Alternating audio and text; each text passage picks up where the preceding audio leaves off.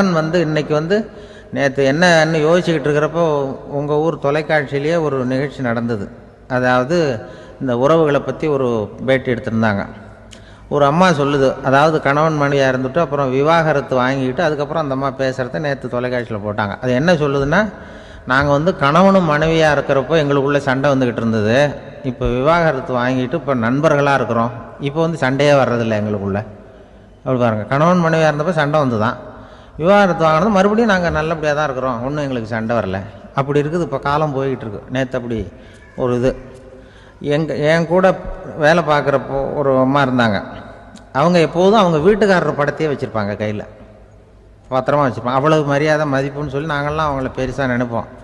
இது எதுக்குமா அவங்க வீட்டுக்காரர் படத்தை பத்திரமா இல்லை கையிலே வச்சுருக்கீங்களே, ஆஃபீஸுக்கெல்லாம் எடுத்துகிட்டு வந்து வச்சு அடிக்கடி எடுத்து பார்த்துக்குவாங்க. அவ்வளவு பிரியமாக அவங்க வீட்டுக்காரர் இல்லை. ஆமாம், எனக்கு ஏதாவது பிரச்சனை வந்துட்டுதுன்னா உடனே எங்கள் வீட்டுக்காரர் படத்தை எடுத்து பார்ப்பேன். பரவாயில்லையே இப்படி ஒரு இதாக. ஆமாம், இதை பார்த்துட்டு நினச்சிக்குவேன், இதை விட பிரச்சனை வேறு என்ன இருந்துட போகுது உலகத்தில் அப்படின்னு நினச்சிக்குவேன். உடனே எனக்கு எல்லாம் போயிடும் அப்படின்ட்டு தான். அப்படி ஒரு அம்மா இருந்தாங்க, இப்போ இருக்காங்க, வேலை பார்த்துக்கிட்டு இருக்காங்க. அப்படிலாம் இங்கே இருக்கிற தாய்மார்கள் பெண்கள் யாராவது அப்படி கூட பண்ணலாம். எப்போதுமே உங்கள் வீட்டுக்காரர் படத்தை கையில் வச்சுக்கோங்க. அது ஒரு யோசனை, குடும்பம் குதூகலமாக இருக்கிறதுக்கு அது ஒரு யோசனை. அதே மாதிரி இவங்களும் அவங்க படத்தை வச்சுக்கலாம், வச்சுக்கிட்டு பிரச்சனை வரும்போது பார்த்துக்கணும். இதை விட நமக்கு என்ன வந்துட போகுது பெருசா அப்படி தான் இருக்கணும். குடும்பம் நல்லபடியாக இருக்கணும்னா அதுக்கு இப்போ சொல்லுவாங்க, கடவுளே ஒரு வீட்டு கணவன் வீட்டு தலைவர் கனவுல வந்தாராம். கடவுள் இது மாதிரி உன்னை விட்டுட்டு உங்கள் குடும்பத்தை உன்னையெல்லாம் விட்டுட்டு போக போகிறேன்னா, அதனால் ஏதாவது வர வேணும்னா கேட்டு போய் வாங்கிக்கோ அப்படின்னு கடவுள் சொன்னாராம் அந்த குடும்ப தலைவர்கிட்ட. அவருக்கு என்ன கேட்குறதுன்னு புரியல. கடவுள் விட்டுட்டு போகிறேங்கிறார், ஏதாவது வரம் கேட்டுக்கோ அப்படின்னு நம்ம என்ன பண்ணுறது, என்ன கேட்குறதுன்னு ஒன்றும் புரியல. குழம்பிக்கிட்டு இருந்தான் அந்த ஆள் கனவுல.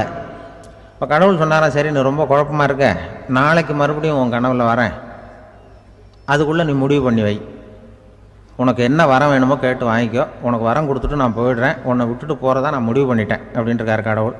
சரி ஒரு நாள் அவகாசம் கொடுங்க, நாளைக்கு நான் அதுக்குள்ளே முடிவு பண்ணி வைக்கிறேன்ட்டு அவர் வந்தார். மறுநாள் முழிச்சுக்கிட்டு மனைவி மகன் மக்கள் எல்லாரையும் கூப்பிட்டார், குடும்பத்தில் எல்லாரையும்.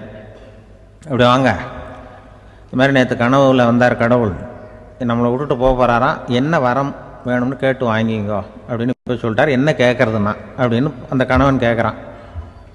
இந்த மனைவி சொல்கிறாங்க, என் உடம்பு பூரா நகையாக இருக்கணும் அப்படின்னு கேள் அப்படின்ட்டுருக்கு. அதுக்குள்ளே அந்த ஒரு பொண்ணு ஓடி அப்படிலாம் கேட்காதப்பா கடவுள்கிட்ட, இப்போ இருக்கிற சொத்து எவ்வளோ இருக்கோ அதுபோல் இன்னொரு பங்கு வேணும்னு கேள் அப்படின்னு. அந்த பையன் அவன் வேறு சொன்னான், அவன் அது நமக்கு இது போல் ஒரு 10 பங்காவது வேணும், 2 பங்களா கார் வேணும் அப்படின்னு அவன் ஒரு லிஸ்ட்டை கொடுத்தான்.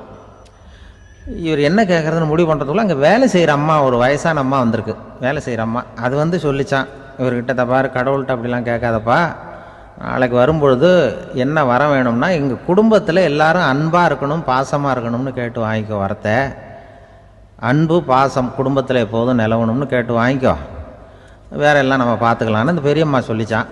மறுநாள் அதே மாதிரி படுத்து தூங்கினார். கடவுள் கனவுல வந்தார். கேட்கும்பொழுது இவர் சொன்னாராம், ஐயா எனக்கு எங்கள் குடும்பத்தில் நாங்கள் கணவன் மனைவி புள்ள குட்டி எல்லாம் பாசமாக இருக்கணும் அன்பாக இருக்கணும், இதுதான் எங்களுக்கு வர வேணும் அப்படின்னு கேட்டாராம். இவர் கேட்டதும் கடவுள் தலையை சொரிய ஆரம்பிச்சிட்டாராம். ஏன் என்ன யோசிக்கிறீங்கன்னு கேட்டிருக்காரு. நீங்கள் அன்பாக பிரியமாக இருந்தீங்கன்னா அப்புறம் ஏன் நான் உங்களை விட்டுட்டு போக போகிறேன், நான் ஏற்கனவே இல்லைங்கிறதுனால தான் உங்களை விட்டு போகலாம்னு முடிவு பண்ணியிருந்தேன். இப்போ நீங்கள் ஏற்கனவே பாசமாக இருந்தீங்கன்னா நான் இனிமேல் போக மாட்டேன், அதனால் ஏன் முடிவும் மாற்றிக்க வேண்டியது தான், உங்கள் கூட தான் இருக்க போகிறேன்னாராம். இப்படி ஒரு கதை சொல்லுவாங்க. அதனால் ஒரு குடும்பத்தில் அந்தந்த உறவு முறைகள் சரியாக இருக்கிற வரைக்கும் எல்லாம் நல்லாயிருக்கும்.